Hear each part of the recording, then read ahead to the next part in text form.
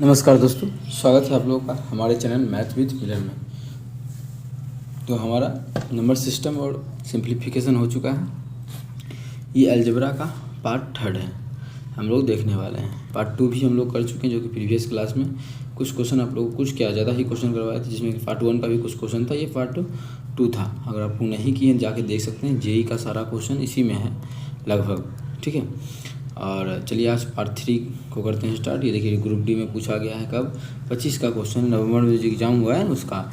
ये भी group D का एनटीपीसी का देखिए है, जून में जो हुआ था उसका। तो सभी लेवल का क्वेश्चन है। चलिए स्टार्ट। और एग्ज़ाम हम लोग जो क्वेश्चन कर रहे हैं वो 24 से 26 के बीच जो भी रेलवे का एग्ज़ाम हुआ है उसका सारा प्रश्न कर रहे हैं, मतलब समझ रहे हैं ना, लेटेस्ट क्वेश्चन है। तो चलिए करते हैं स्टार्ट आज की क्लास को और कर लेते हैं ब्लैक।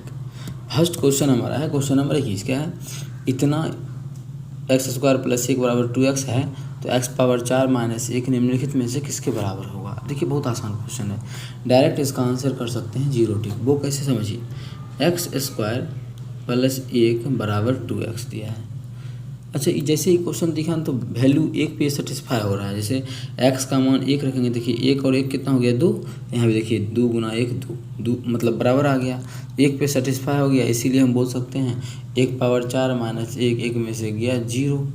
तो ऑप्शन हमारा ये बिल्कुल करेक्ट हो जाएगा। लेकिन अगर इसको बनाना चाहते हैं, अगर सेटिस्फाई नहीं होता तो क्या होता, देखिए ये जो आप लोगों को दिया हुआ है x², अच्छा 2x इधर प्लस में बराबर किस पर आएगा तो माइनस हो जाएगा, तो -2x + 1 ये रह जाएगा बराबर 0। ठीक है, इसको मैं यहाँ लिख दिया। अब देखिए ये आप लोगों को दिखना चाहिए, नहीं दिख रहा है फिर भी देखिए a² + b², अब -2ab पर बैठा हुआ है। a² + b² -2ab जो होता है वो हमारा होता है a - b का होल स्क्वायर, तो इसका मान कितना हो गया 0। अब x - 1 बराबर क्या हो जाएगा 0, स्क्वायर उधर गया तो रूट हो गया ना, तो x बराबर 1। देखिए वही चीज़ आ गया ना, x का मान 1, हमें जो निकालना है उसमें रखना है। तो हमें निकालना है x पावर 4 - 1, तो 1 पावर 4 - 1 जो होता है वो 0 होता है, जो कि हमारा ऑप्शन नंबर ए में है। तो ऑप्शन ए इस क्वेश्चन का बिल्कुल करेक्ट आंसर हो गया। कौन सा ऑप्शन, ऑप्शन ए।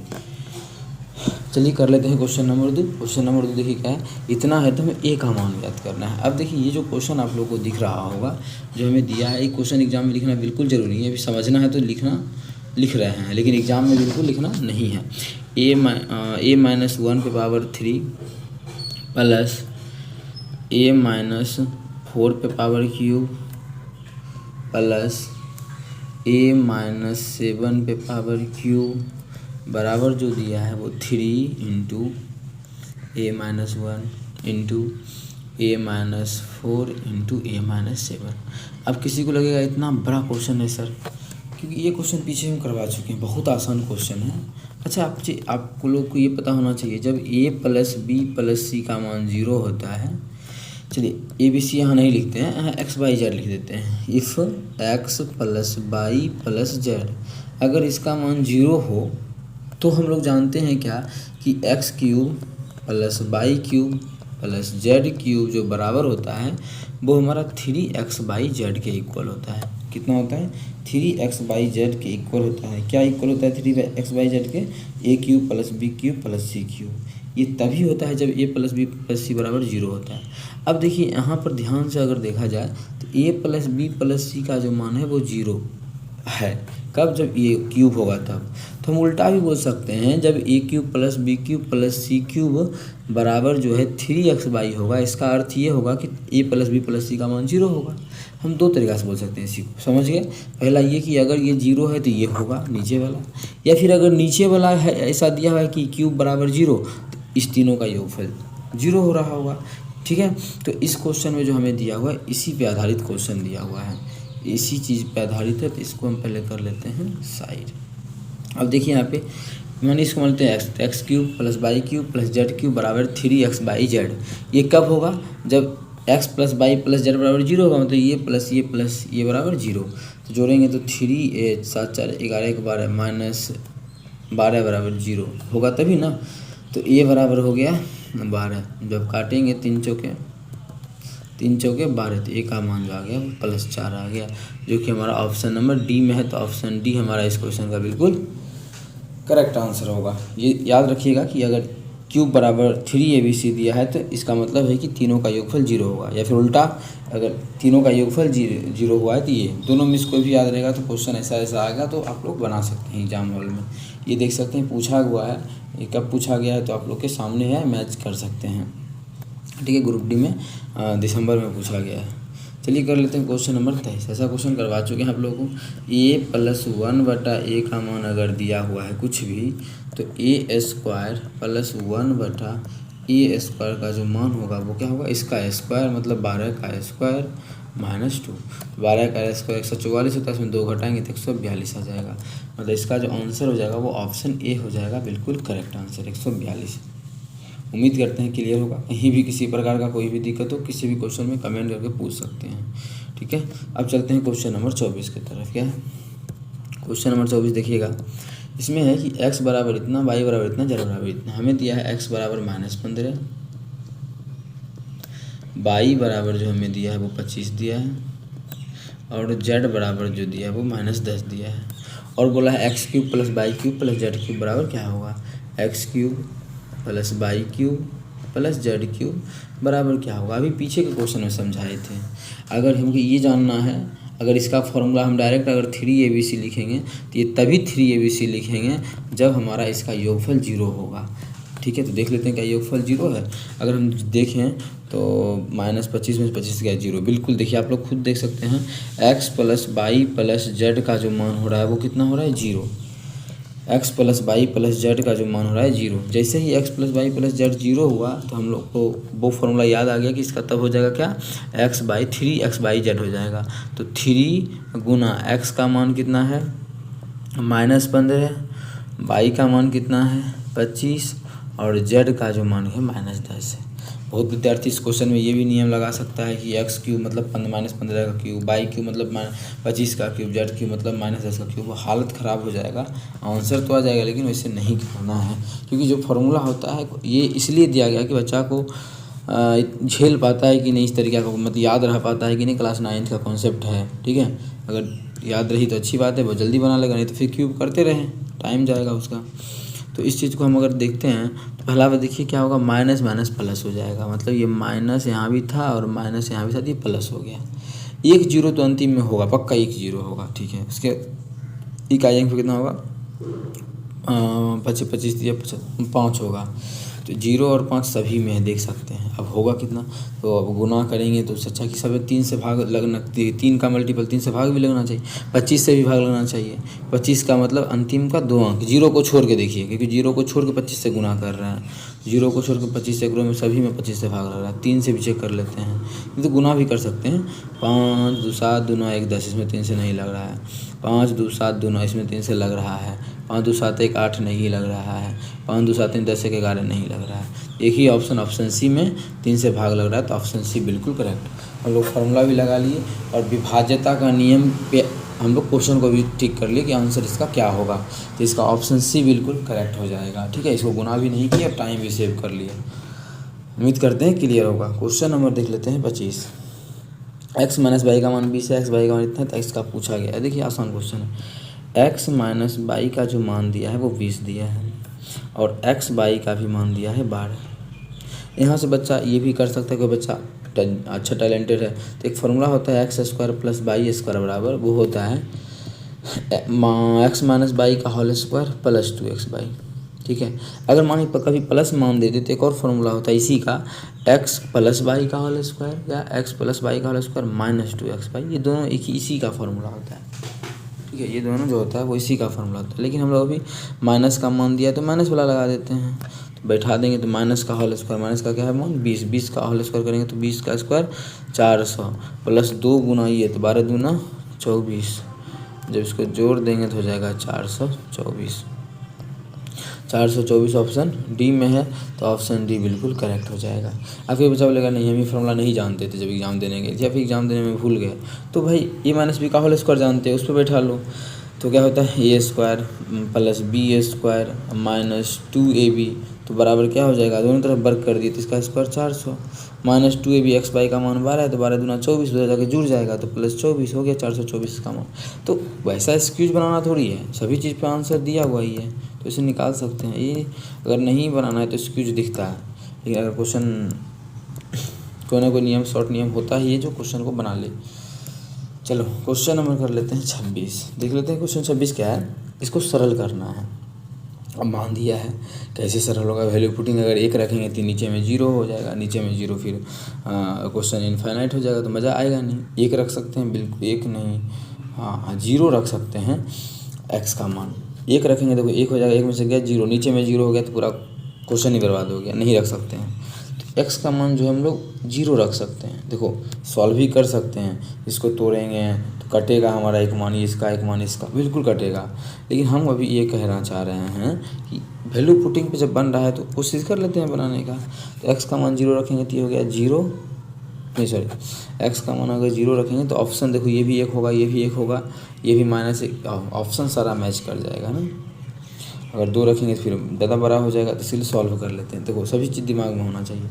ये जो दिख रहा है इसको हम लिख सकते हैं x² का स्क्वायर लिख सकते हैं, लिख सकते हैं, अब -1 का स्क्वायर। अब a² - b² पर जब बैठाएंगे तो जाएगा a + b × a - b, ठीक है, यही होगा। तो मान लिए इसको a - b × a + b, x² को मान लिए थे a, तो इस पर हमारा बैठ गया है, ठीक है, ये बैठ गया है। अब देखिए अगर इस चीज़ को हम यहीं पे लिख दें, अबे यार नहीं पता ना, हाँ इनटू, इधर जो है इसका टुकड़ा कर सकते हैं क्या, तो आप लोग बोलिएगा बिल्कुल नहीं कर सकते हैं, तो जो है वही लिख दो।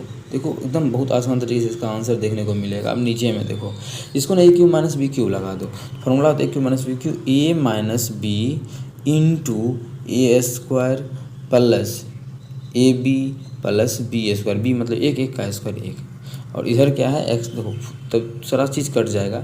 वही तो बोलते हैं एक दिमाग सही जगह पे यूज करना है। इससे ये कट जाएगा, इससे ये कट जाएगा। अब इस दोनों में भी एक मान कटेगा, वो कैसे, तो अब इसको बैठा सकते हैं फिर a² - b² पे, तो हो जाएगा a + b × हो जाएगा a - b, और नीचे में हो जाएगा x - 1। देखो इससे ये कटेगा तो बच गया हमारा x + 1। तो x + 1 हमारा ऑप्शन नंबर ए में है, तो ऑप्शन ए बिल्कुल करेक्ट हो जाएगा। कौन सा ऑप्शन, ऑप्शन ए। उम्मीद करते हैं समझ में आ गया होगा। कहीं भी किसी प्रकार का कोई भी दिक्कत हो कमेंट करके पूछ सकते हैं, या अपना चैनल है मैथ्स विद मिलन। किसी को लग रहा होगा नहीं हम ऑप्शन 2 पे वैल्यू पुट करना चाहते हैं, 2 रखना चाहते हैं, तो उस पर निकालना चाहते हैं, बिल्कुल निकाल सकते हैं दोस्त। 2 पे देखो कैसे निकलेगा, बस ऑप्शन सेम नहीं हो, इस चीज़ का ध्यान रखना है विशेष। ध्यान 2 1 3 होगा, 2 दूना 4 1 5 होगा, 2 दूना 4 में से 1 गया, 3 होगा। यहाँ पे देखो ये ऑप्शन फिर सेम हो जाएगा ना, कैसे, ये दोनों ऑप्शन देखो, ये और ये 2 रखने पर भी कैसे 2 रखते हैं, 2 दूना 4 में से गया 3, और यहाँ भी देखो 2 1 3, तो फिर हमें ऑप्शन 2 पे भी फंस गए, फिर ऑप्शन अलग रखना पड़ेगा, इसलिए यहाँ पे बना लेना ज़्यादा सही है। ओके, फटाफट काट लिए और आंसर निकाल लिए। अब देखो ये क्या होता है समझना, पीछे स्क्वायर से पीछे कैसे जाते हैं। जैसे मान लो पीछे का सेंस ये हो गया कि स्क्वायर है, इसका वर्गमूल करेंगे तो पावर 1 बनेगा। तो आगे तो अभी सिखा दिए पीछे के क्वेश्चन में कि मानो x + 1/x का मान अगर p दिया हुआ है, तो x² + 1/x² का जो मान होगा वो हमारा हो जाएगा p² - 2। मतलब पावर 1 से पावर 2 पे आ गए, और ये दोनों ध्यान रखना है कि प्लस से प्लस में आए हैं, तो ऐसा कंडीशन होता है, ठीक है, ऐसा होता है। ये भी माइनस वाला भी सिखाते हैं, ये होता है।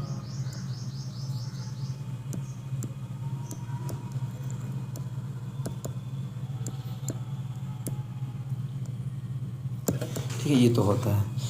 इसी में आप लोगों को बोल देता है, इसी में भी हम प्लस का सिखाते हैं कि ये मान दिया रहता कुछ ना कुछ, यहाँ जाना रहता है, यहाँ मानो मानो मानो मानो मानो मानो मानो इसी का मान हम दे दिए, इसका मान दे दिए कुछ भी m, और यहाँ पे पहुँचना है तो क्या करेंगे।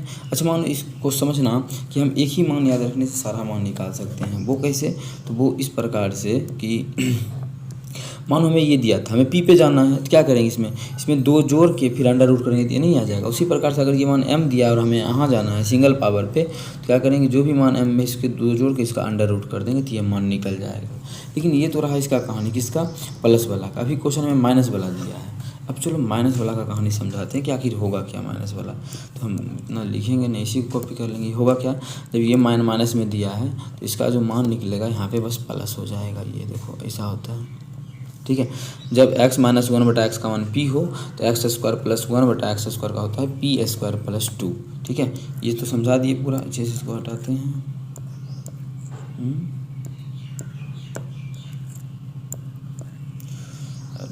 इसको यहाँ पे चिपका देते हैं। हाँ, इसको हम लोग खेलते हैं इसके साथ। अब देखो ये मान हमें दिया है, ठीक है।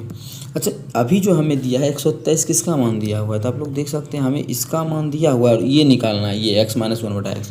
तो समझ लो तुम इसी का मान दिया हुआ है। किसका मान, इस समझना क्या ही दिया है, p² + 2, इसी का मान दिया है ना, कितना 123। देखो ना स्क्वायर वाला का दिया हुआ है, ये होता तो ये है फॉर्मूला, दिया है ये। तो यहाँ से हमें p निकालना है, यही निकालना है ना, ये मतलब p निकाल देते हैं, 2 उधर जाके घट जाएगा तो p² बराबर हो जाएगा 101, ये 121। तो p का जो मान हो जाएगा वो इसका वर्गमूल मतलब 11 आ जाएगा। तो p हमें पता चल गया कि 11 होगा, ऑप्शन ए। तो ऑप्शन ए बिल्कुल करेक्ट, तो इसका ये हो जाएगा। लेकिन इतना करने का कोई झंझट ही नहीं है। जैसे 23 दिखा तो हमें जाना है माइनस पे और रूट हो रहा है, तो इसमें क्या करेंगे, सबसे पहले माइनस पे जाना है ना, तो इसीलिए 2 घटा देंगे, 2 घटाएंगे तो 121, इसका अंडर रूट कर देंगे तो ये मान निकल जाएगा बस। अगर प्लस पे जाना रहता तो क्या करते, इसमें हम सबसे पहले क्या करते, 2 जोड़ते, 25 होता है 125, उसका अंडर रूट करते तो ये मान निकल जाता। तो प्लस माइनस में सही है। लेकिन आप लोग को समझा दिया कि मान कहाँ से आता है, रट्टा नहीं मारना है। बेहतरीन ढंग है, सभी चीज़ आप लोगों के सामने है, तो आप लोग इस प्रकार से क्वेश्चन को बना सकते हैं। देखिए आ ही गया प्लस वाला भी, बोले ना सभी क्वेश्चन अच्छा ही है। अब सभी रेंज का क्वेश्चन आया जो कि आप लोग को हम पीछे 1 साल पहले भी करवाए थे।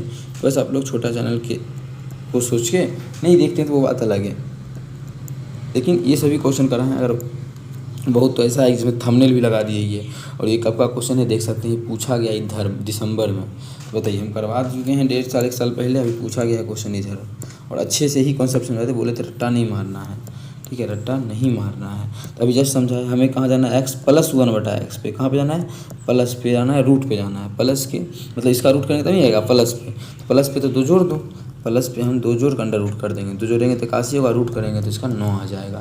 तो x + 1/x का जो मान आ जाएगा वो 9 आ जाएगा, जो कि ऑप्शन नंबर बी में है। तो ऑप्शन बी हमारा बिल्कुल करेक्ट हो जाएगा। उम्मीद करते हैं समझ में आ गया होगा। कहीं भी किसी प्रकार का कोई भी दिक्कत हो किसी भी क्वेश्चन में कमेंट करके पूछ सकते हैं। ये आपका अपना चैनल है मैथ्स विद मिलन।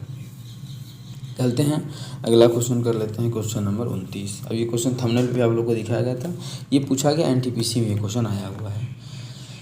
अब ये क्वेश्चन बनेगा कैसे, इस प्रकार से ऐसा क्वेश्चन डील करते हैं। देखिए सिग्मा का क्या मतलब हुआ, सिग्मा α² बीटा गामा, यही दिया हुआ है।